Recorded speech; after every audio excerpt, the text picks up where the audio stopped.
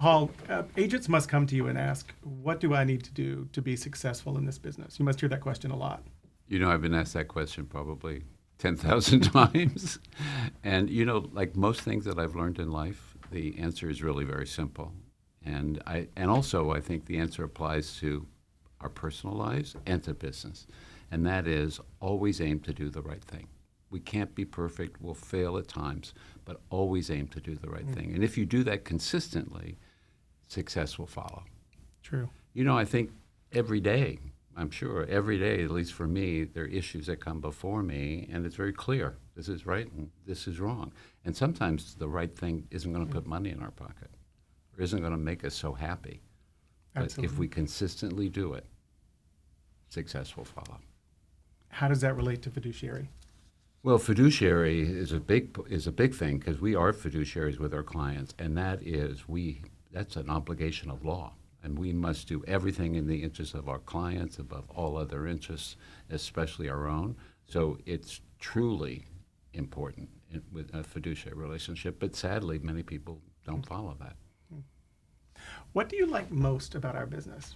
Oh, what I like most is talking to you. I like relationships. And ours is a relationship business. And I'm a lucky guy because the other aspect, that's one of the three elements of our business, relationships. And the other two, which are knowledge and service, I also like. So I think that's why I like my job. I like what I do. Yeah. Are there things you don't like about our business? There definitely are things I don't like about our business. Really, it's one thing. I think it's only one major thing, and that's the level of unprofessionalism that still exists.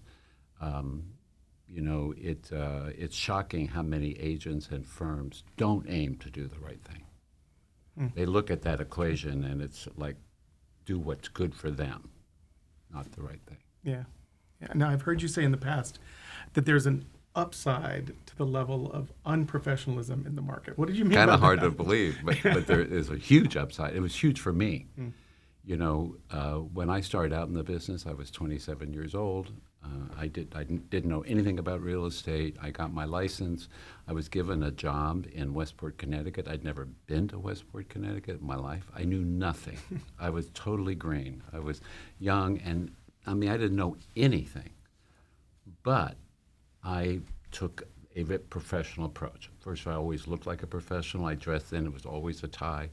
And I always said, I don't know, but I'll find out. I returned then it was just phone calls, every phone call within an hour. And I drove the streets at night, gaining knowledge and working in the interests of my clients. And day one, people were saying, who's that guy? Even fellow brokers going, who's that guy? And that's kind of sad. It's a sad thing, but many people don't do the right thing. And if you do, you just stand out. I wish I could say that my success in this business is because I'm smart, or it's not. It's just aiming to do the right thing. I was a broker in Beverly Hills for 5 years, and same thing. I'd been to Beverly Hills when I was 10 years old once for Christmas with my mother. But here I am in Beverly Hills, and ended up selling some of the biggest sales ever in Beverly Hills. And just because I was the only guy who didn't have gold chains and an open shirt and drove a white Cadillac.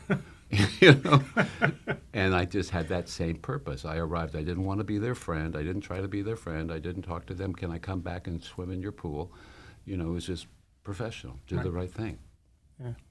How would you summarize what you're saying? What does this mean for the average agent out there? I think what it means that if you do it, it's a key element of success. It's definitely the foundation of success. Is trust important in this? Trust is hugely important.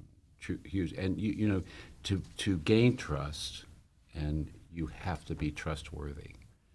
And to be trustworthy is, again, not something you can turn on and off.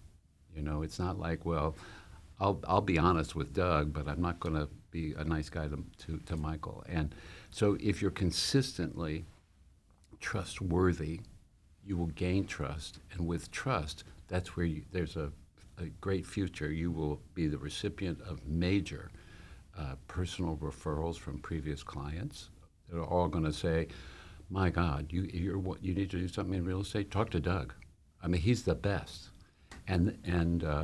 So there are huge advantages to it.